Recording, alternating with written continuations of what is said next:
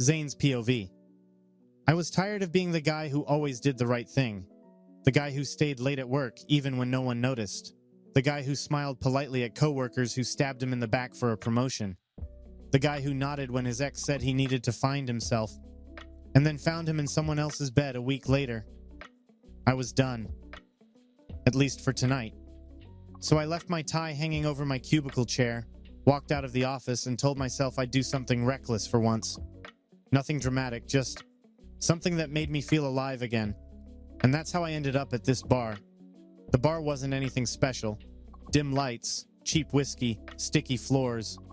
The kind of place people go to disappear for a while. That's exactly what I wanted. I ordered a double and took the stool in the corner, where I could watch without being seen. My phone buzzed. A work text I ignored. Then another from my mom. I muted that too. I didn't want anyone to know where I was or what I was doing. For once, I wanted to be someone who didn't think before doing something stupid, and that's when I saw him. Across the bar, leaning against the counter like he owned it. A stranger with a sharp jaw, tousled dark hair, and a look that said he knew exactly how good he looked. He was laughing at something the bartender said, his smile lazy, his eyes warm and teasing. He looked free, the kind of free I'd forgotten how to be. Our eyes met, just a flicker, then again, and again, until I realized I hadn't looked away. He noticed too. His mouth curved, not a full smile, more like a dare. He raised his glass slightly, as if to say, "You've been caught." And for once, I didn't look down or pretend I wasn't interested. I raised mine back. He pushed off the counter, walked toward me, and stopped right beside my stool. His voice was low, smooth. "You always stare this long, or am I special?" My heart did that annoying skip thing.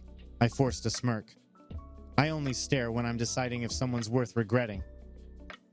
He laughed softly, leaning closer. "And what's the verdict?" "I'm still deciding," I said, "but you're making a strong case." That earned me another grin.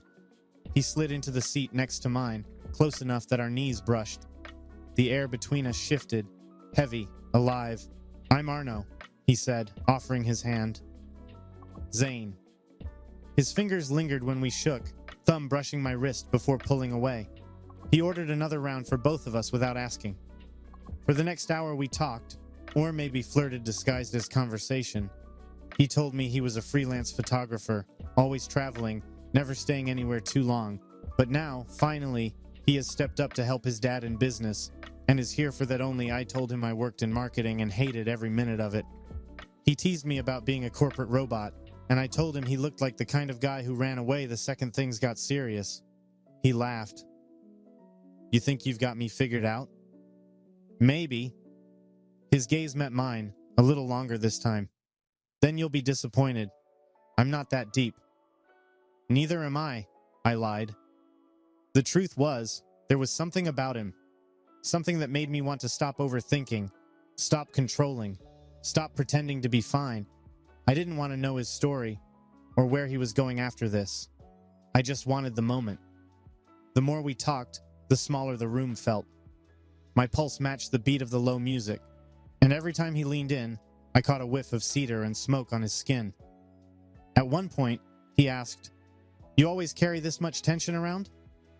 I gave him a look. "You always point out people's flaws?" He chuckled.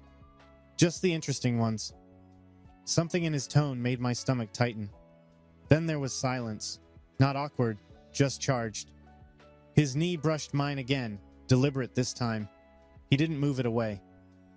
"Do you want to get out of here?" he asked finally. I stared at him for a beat too long. The voice in my head, the one that usually said don't, was quieter tonight. "Yeah," I said. "Let's go." We didn't talk much after that. Just the sound of footsteps, laughter, and the city's buzz around us. When we reached his place, he fumbled with the keys, turned to me, and for a second, he hesitated, like he was giving me one last chance to back out. My place is a bit messy." "I don't mind."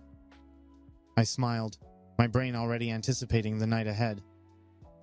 The moment the door closed, his mouth was on mine fast, unthinking, urgent. I grabbed his collar and pulled him closer, months of frustration bleeding out in a single motion. It wasn't tender, it wasn't careful. It was messy, real, exactly what I needed. He tasted like whiskey and something dangerously sweet. My brain shut off, and for the first time in a long time, that felt good. The moment we pulled away, slowly, my eyes scanned around. The place still smelled like cardboard and coffee, half the furniture sitting in boxes with kitchen and bedroom scrawled in messy black marker. He laughed when I stepped over a pile of books near the couch. Well, I did give you a disclaimer about my place. I grinned, tossing my jacket onto one of the unopened boxes. Trust me, I'm not here for interior design tips. He shot me that look, the one that made my stomach twist in ways I didn't want to admit, and said, "Then let's head in for what we are here for, shall we?" I didn't answer. I just closed the distance. I didn't think about tomorrow, or right, or wrong. Just the way his laugh vibrated against my skin when I whispered, "You talk too much." "Then make me stop," he murmured against my mouth. So I did. Time blurred after that, just flashes of heat, laughter, and noise fading into quiet. His fingers tangled in my hair. His heartbeat was steady under my palm. Mine, finally calm. When it was over, we lay there in the half-light, his chest rising and falling beside me. I stared at the ceiling, feeling that strange stillness that comes after chaos. For once, my head wasn't spinning with work or guilt or what-ifs. It was just quiet. Then the morning came. The sunlight cut through the blinds, warm and uninvited.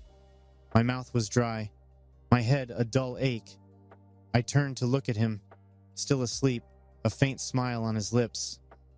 I got up, searching for my shirt, weaving through the maze of boxes. My toe caught on something hard, and I swore under my breath as a stack of stuff toppled to the floor. Books, a glass mug, and a couple of frames wrapped in paper. "Shit," I muttered, kneeling to pick them up. One frame had landed face down.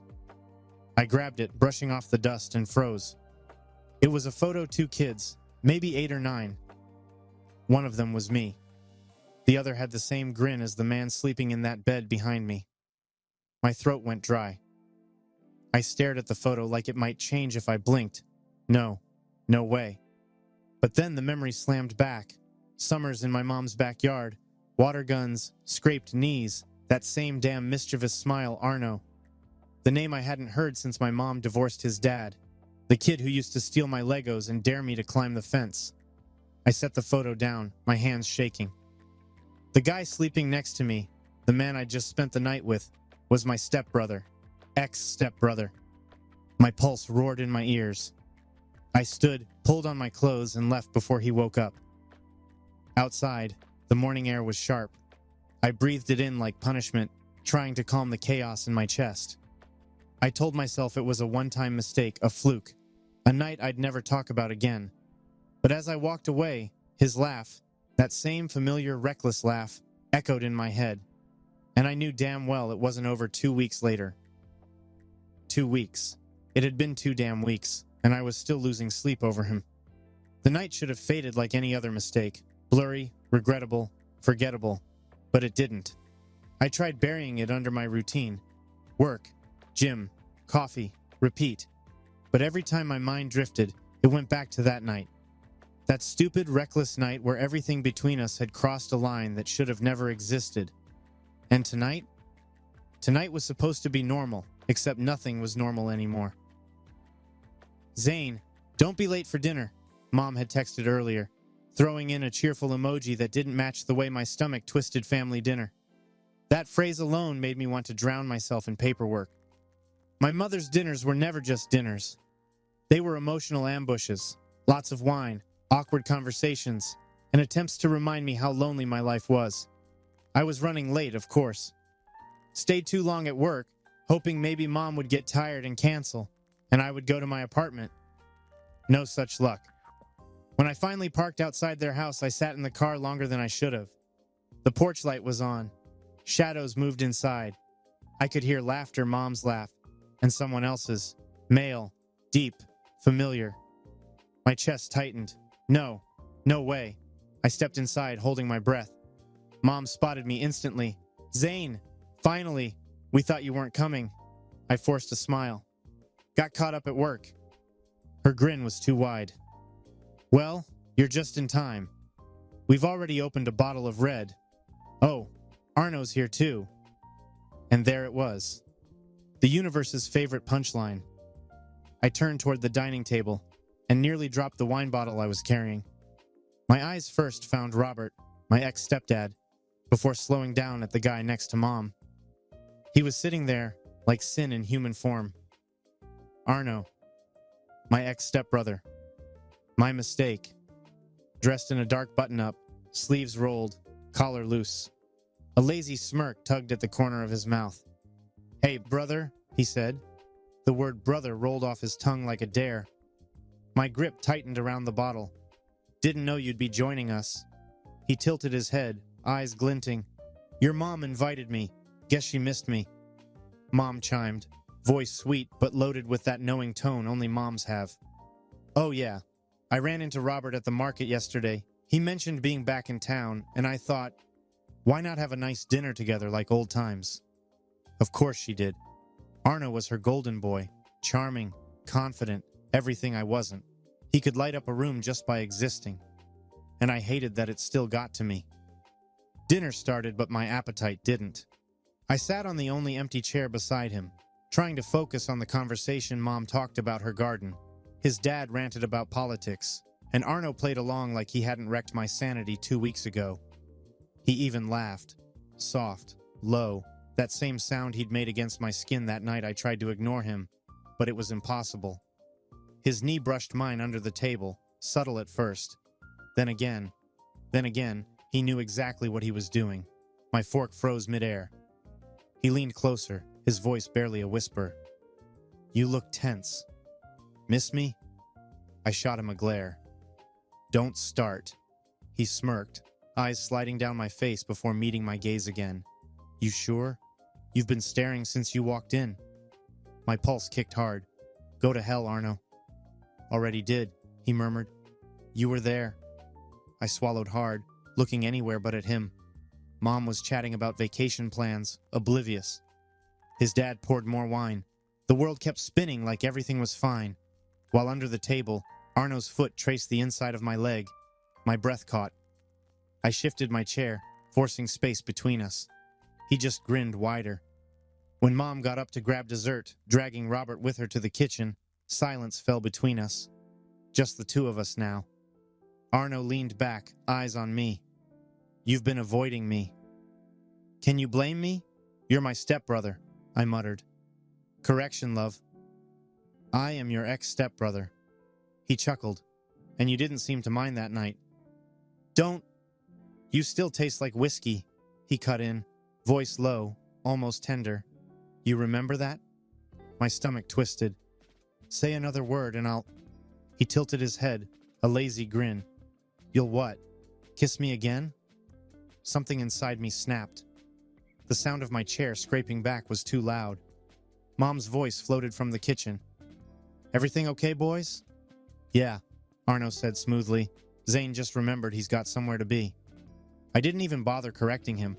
I just grabbed my jacket and walked out, heart pounding like I'd sprinted a mile. When I finally got home, I poured myself a drink, something stronger this time. Tried to shake him off.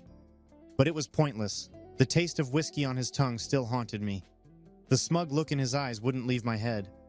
I told myself I'd forget him again, that I'd block his number, erase the mistake, bury it deep.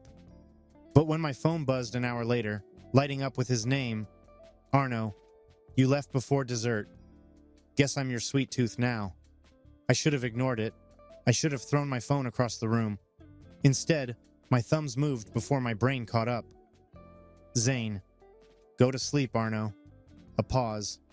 Then another buzz. Arno. Can't. The taste of your lips has been keeping me awake. My pulse kicked again. Hard. I stared at the screen, jaw tight, every nerve in my body screaming for restraint. But denial was a weak shield when temptation had my number. So I did the one thing I swore I wouldn't. I replied, Zane, you're out of your mind. His answer came almost instantly. Arno, yeah, and you're the reason why. And just like that, the chill I'd been chasing for 2 weeks came rushing back, burning hotter than before, because maybe I wasn't the only one haunted by that night. Maybe we both were. Weeks later, I kept telling myself I was done with him. Arno. But Arno didn't play fair. He had this way of slipping into my days like smoke. Impossible to catch, impossible to ignore. First, it was those coincidences. Running into him outside my office building, him waving a lazy hand like it was fate. "Didn't know you worked here," he'd said, like he hadn't probably checked my LinkedIn 3 times.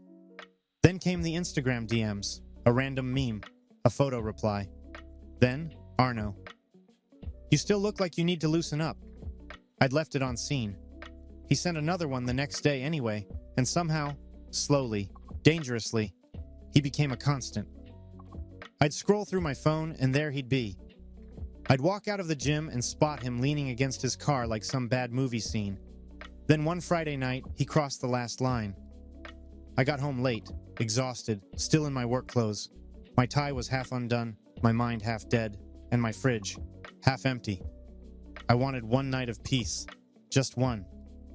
But when I unlocked my door, I found him sitting on my couch. Feet up, glass of whiskey in hand, I froze. "How the hell did you get in?" He shrugged. "Your mom gave me your spare key." "And you decided to break into my apartment?" He grinned. "It's not breaking in if you already have permission." "Jesus," I rubbed my face.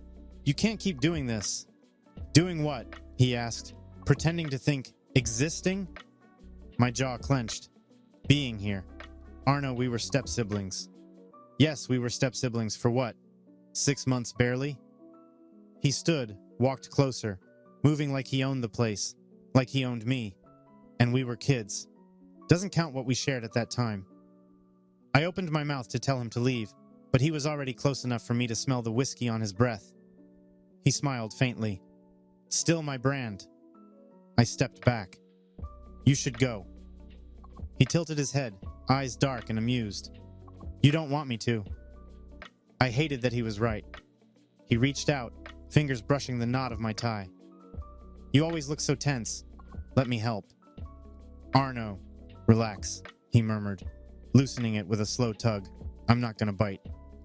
My pulse betrayed me. My hands didn't move.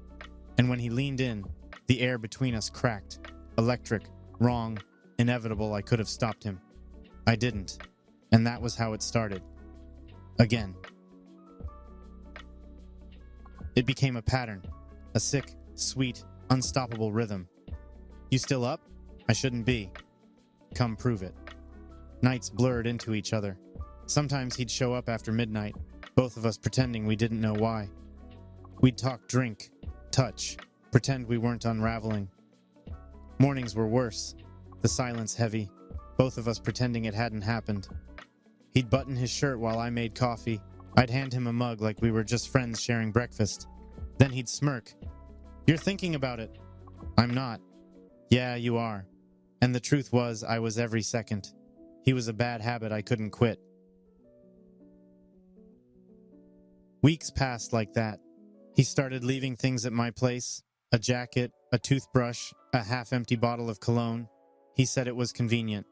I knew it was control, but I didn't stop him. I started skipping family dinners, making excuses.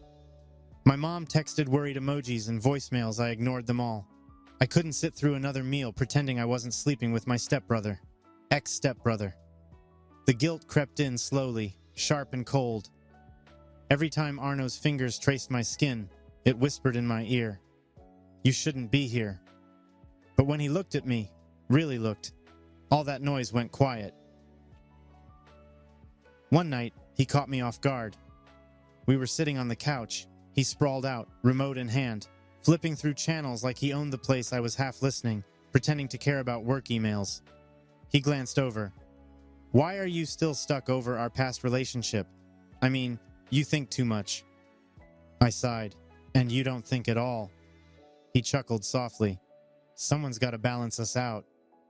"Balance," I muttered. "Is that what this is to you?" He looked over, curious. "What else would it be?" "A mess," I said flatly. "One that should have stopped weeks ago." His smile faded a little. You've said that before. Because it's true. Then stop, he said simply. I looked up. What? Stop calling me. Stop answering when I text. Stop opening the damn door every time I show up. He shrugged like it was that easy, but you won't.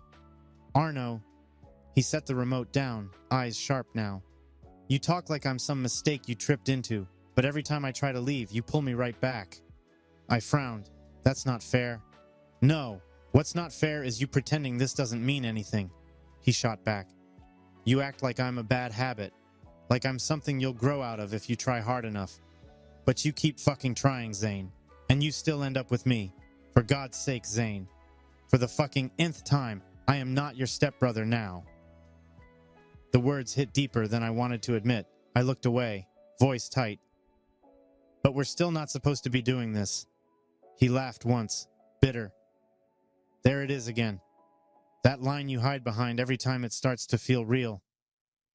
It is real, I said quietly. That's the problem. He stared at me for a long second, something breaking behind his eyes. You really hate yourself that much, huh? What's that supposed to mean? It means you'd rather choke on guilt than admit you want something that makes you happy. He leaned forward, voice low, rough. You don't hate me, Zane. You hate that I make you feel alive. Don't twist it, I said, anger simmering. You think this is love? It's chaos, it's selfish. He flinched like I'd slapped him. Selfish, he repeated. Yeah, maybe it is. But at least I'm not pretending to be someone I'm not. I stood up, pacing to the kitchen. You wouldn't understand. I understand fine, he said, standing too. You're terrified. Terrified of your family, your reputation, your fucking reflection in the mirror. You'd rather live miserably than risk being happy with the wrong person. Stop, I said through my teeth. He stepped closer. Say it, Zane. Say you don't want me. I stared at him. You already know I can't. Exactly, he said, frustrated. You can't say it because you don't want me gone, but you don't want me close either. You want me trapped in that gray area where you can touch me in the dark and pretend it's not real in the morning. He picked up his jacket, anger barely contained. I'm done being your secret. Arno. He looked at me one last time. You're gonna wake up one day and realize you pushed away the only person who wasn't afraid to want you. Then he walked out. The door shut quietly behind him, but the silence that followed was deafening. 1 month later, I told myself I was fine. That's what I did every morning when I looked in the mirror. Straighten the tie, splash cold water, pretend my eyes weren't hollow from another night of thinking about him. Arno hadn't texted, hadn't shown up at my apartment, hadn't slipped into my DMs pretending to be casual in this whole month. Nothing. The silence was absolute, and it should have been peace. It wasn't. Work was duller. Drinks tasted flatter. Even my mom noticed when I visited over for dinner.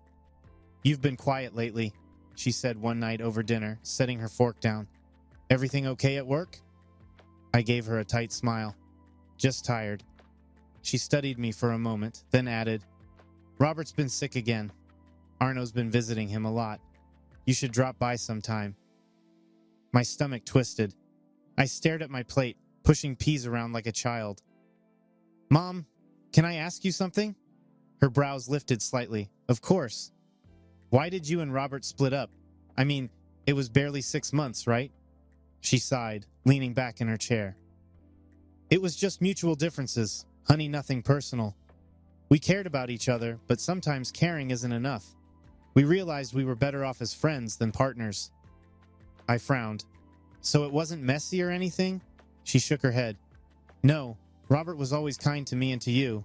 Even after the divorce, he made sure we were doing okay. Helped us out when times were rough. Financially, emotionally. He's always been that sort of man. That part I knew. Robert had never been cruel or distant, just polite. Too polite, maybe. But hearing her talk about him like that, it made sense why she'd stayed in touch. He's got a branch here he's been trying to build up, she added, smiling faintly. That's partly why they're back in town. He wanted to oversee the work himself. I nodded slowly, pretending to focus on the mashed potatoes on my plate. Though my mind had already drifted miles away, to that night, to Arno, to the look in his eyes when he said my name like it meant something. Arno's been helping him with that too, she continued, unaware of the way my chest tightened at his name. He's always been ambitious like his dad. You could learn a thing or two from him, you know. I forced a dry laugh. Yeah, guess so. She smiled softly, completely oblivious to the mess unraveling in my head. I wanted to ask if she was thinking of getting back with Arno's dad, but it felt weird to ask her about it. After dinner, I helped her clean up, listening to the quiet hum of the dishwasher, while my thoughts spun in circles, mutual differences. That's what she'd said. Simple, clean, no bad blood. So why did it feel like everything between Arno and me was the complete opposite? Messy, reckless, and unforgettable. When I left that night, the city air felt colder. I shoved my hands in my pockets and stared up at the sky, dark and starless. I told myself again that I was fine, and like always, I didn't believe it. I kept telling myself that distance was good, that we'd both move on, that I didn't care. Except I did. Every time my phone buzzed, I half expected it to be him. Every time I passed the bar where we first met, I'd look through the window, stupidly hoping he'd be there. So when my coworker Josh dragged me to a mutual friend's party, I went just to shut him up. I needed noise, distraction, anything. The place was packed, bass thumping, people shouting over the music, lights flashing across half-drunk faces. I was nursing a beer when I saw him. Arno. He was across the room, leaning against a wall like he'd been carved for it, laughing at something the guy beside him said. The guy had a calm, soft energy. Clean haircut, plain shirt, everything Arno wasn't. His hand rested on Arno's arm, easy, familiar. Something ugly twisted in my chest. Josh said something beside me, but I didn't hear a word. I was already walking toward them. Arno spotted me first. His smile froze for half a second, then returned, practiced and careless. Wow, he said when I stopped in front of him. Didn't think you'd crawl out of your cave. I forced a smirk. Didn't know you were into quiet guys now. His eyebrow arched. Didn't know you cared. I don't, I said too fast. He chuckled. Sure. Eli, apparently the quiet guy, offered me a polite nod. Hey man, I barely returned it. My attention stayed on Arno. He looked different, cleaner, calmer, but that spark was still there, buried under the restraint he'd learned to fake. I wanted to pull him aside, to say something, but he beat me to it. Relax, Zane, Arno said lightly. You can stop glaring at Eli. He's just a friend. Friends hold on to each other like that? His eyes darkened. Careful. The tension was heavy enough to cut through the music. Eli caught on quickly. I'll grab another drink, he said quietly before slipping away. As soon as he was gone, Arno exhaled. You shouldn't be here. Neither should you. He gave a humorless laugh. Wow, still trying to sound like the responsible one. You're dating someone else. Because you didn't want me, he shot back. Remember? I clenched my jaw. I was trying to protect us. From what? Each other? He stepped closer. You spent months calling this wrong, and now you're jealous because someone else bothered to show up. Stop twisting it.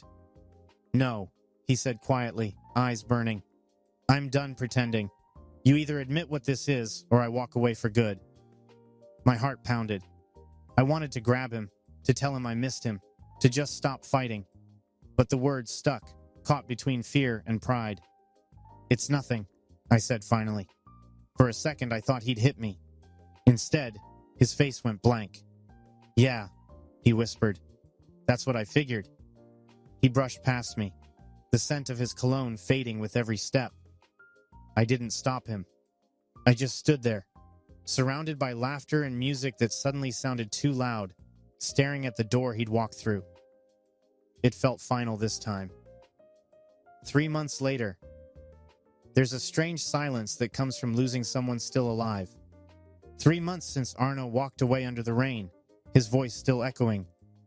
You either admit what this is or I walk away. And I let him. I told myself it was right, that it'd get easier. It didn't. Life became white noise. Work, eat, sleep, repeat. My apartment smelled like takeout and whiskey, mornings bleeding into one another. Sometimes I'd scroll my phone, see a skyline or coffee pic, and think he'd like it, then hate myself for it. He was my ex-stepbrother. He wasn't supposed to matter this much, but love doesn't care about logic. It just lingers, even when the person doesn't. That night, I came home from work late, tired, half drunk, and barely holding it together. I tossed my keys on the counter, stripped off my jacket, and stood in the dark for a while. The city lights outside flickered against the glass, and for some reason, I kept thinking about that look on Arno's face the night we fought. The mix of pain and exhaustion, like he was finally done trying. My phone buzzed, cutting through the quiet. Mom. I hesitated before answering. Hey, Mom, what's up? Her voice was calm but tight. Zane, honey. It's Robert. I straightened. What about him? He's in the hospital. Heart complications, they think. Arno's been there all day. The words hit harder than I expected. I sank into the couch, gripping the phone tighter. Is he... I swallowed. Is he okay? They said he's stable now, but he'll need monitoring. She paused, then added gently, Arno's alone there. Maybe you should go check on him. I rubbed a hand over my face, staring at the ceiling. Mom. Zane, she said quietly. I know things are complicated between you two, but some things matter more than pride. So my emotions for Arno weren't that subtle. And of course, she caught it. She is my mother. She hung up before I could answer. And just like that, the apartment felt even emptier than before. I sat there for a long minute, staring at the whiskey glass on the table, debating if I should stay right where I was, safe, numb, detached. But every second that passed made my chest tighter, my thoughts louder. Before I knew it, I was grabbing my keys again. Hospital parking lot, late night. The air smelled like rain and antiseptic. I spotted him right away, sitting on a bench near the entrance, hood up, hands shoved into his pockets. Even from a distance, I could tell he hadn't slept much. His eyes were shadowed, his face pale under the fluorescent light. For a second, I just stood there, watching him breathe, remembering how it used to feel when that breath ghosted against my neck. Then he looked up. Our eyes met, and something in my chest cracked open. Zane. His voice was soft, hoarse. Hey. My throat was dry. How's he doing? He exhaled, shoulders slumping. Stable now. They said he'll need a few days of observation. I sat beside him. The silence that followed wasn't awkward. It was heavy, loaded with everything we never said. You look like crap, I muttered, finally breaking it after 10 long minutes. Thanks. I've had a blast watching monitors beep for 12 hours straight. You could have called, I said quietly. Let me know. His jaw tightened. And you've answered? I pursed my lips, unable to answer him. We sat there under the flickering light, the rain starting to fall harder. I could have moved away, but I didn't. His shoulder brushed mine, and it felt like home. You need coffee, I muttered. He huffed out a humorless laugh. If the vending machine counts as coffee, then sure. We ended up standing side by side at that old machine by the hallway corner, both staring at the slow drip of brown liquid into paper cups. The hospital was mostly empty, quiet except for the hum of lights and distant rain hitting the windows. Arno took his cup first and nodded toward the balcony at the end of the hall. Want to sit out there? Feels less like a morgue. So we did. The balcony was half covered, rain misting in from one side. We sat on the concrete ledge under the shade, warm paper cups between our hands, steam curling into the cold night. For a long moment, neither of us spoke. Then Arno broke the silence. You don't have to stay, you know. I know, I said. But I want to. He looked at me then, really looked. Didn't think you'd still care. Guess I didn't think I did either, I said quietly. But you disappearing kind of proved me wrong. He smiled faintly, eyes soft. I didn't vanish, I just stopped waiting for something that wasn't coming. I swallowed hard. Yeah, that's fair. The rain picked up again, tapping against the railings. Arno took a sip of coffee and leaned back. You know what's funny? We keep making this sound way more forbidden than it is. I frowned. You mean the whole ex-stepbrother thing, he said with a dry laugh. Zane, our parents were married for, 6 months? You barely even spoke to me then. He wasn't wrong. Back then, I'd been distant, guarded, the quiet older son who kept to himself. Arno was the loud, smart-ass kid who never stopped testing boundaries, always snatching the stuff I liked. And in case you're wondering, he added, Dad is already seeing someone, and your mom told me she's just catching up with him and me. No big reunion in the cards. I blinked. You asked her that? He smirked. She brought it up. Guess she could tell I am hung up on you. I laughed under my breath. She always did have good radar. Arno's voice softened. So you can stop worrying. We're not wrecking anyone's second chance. The only people we were screwing over were ourselves. I looked at him, and something in me shifted. The air between us wasn't heavy anymore, just real. Arno, I was scared. Not of what people would think, but of what it'd make me. I didn't want to admit I loved someone I wasn't supposed to. And now? I took a breath, rain misting against my face. Now I just know I love you, and I don't give a damn what label it breaks. He froze for a second, then let out a shaky laugh. You took your damn time. Yeah, I said, but I'm done running in circles. He was close enough that I could feel the heat from his arm. His eyes met mine, and this time, there was no hesitation. When he leaned in, I didn't pull away. It wasn't hungry or rushed. It was slow, certain, like we'd both finally stopped pretending his lips were warm, the rain cool against my skin. Every second felt like an exhale we'd both been holding for months. When he pulled back, his forehead rested against mine. You know this is going to be complicated, right? He murmured. Yeah, I said. But so was pretending I didn't want you. He smiled faintly, brushing his thumb along my jaw. God, you're impossible. Yeah, but now I'm yours to deal with. He chuckled, low and tired and full of something that felt like peace. A few days later, Robert recovered fast. The man had always been stubborn. Arno stayed by his side, and I found excuses to drop by. Coffee runs, paperwork, moral support. Each visit felt easier. One afternoon, after Arno left to grab something from the pharmacy, I lingered behind in Robert's hospital room. He was flipping through a business magazine, glasses low on his nose, when he suddenly said, You've been around a lot lately. I scratched the back of my neck. Yeah, just wanted to help out. His brow arched, amused.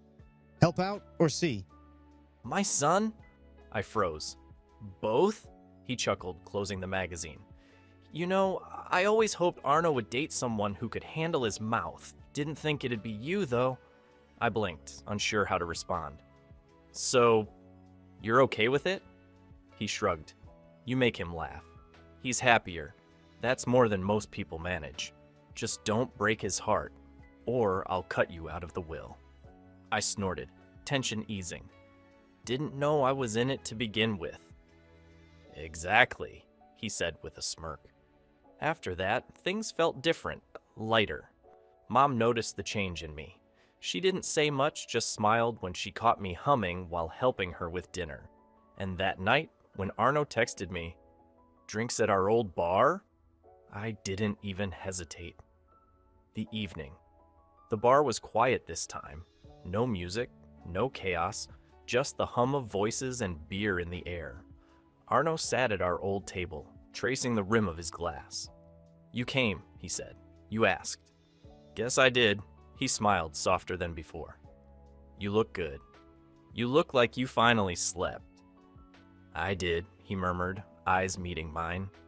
Zane, are we really doing this? We always were, I said. I just stopped running. His fingers brushed mine.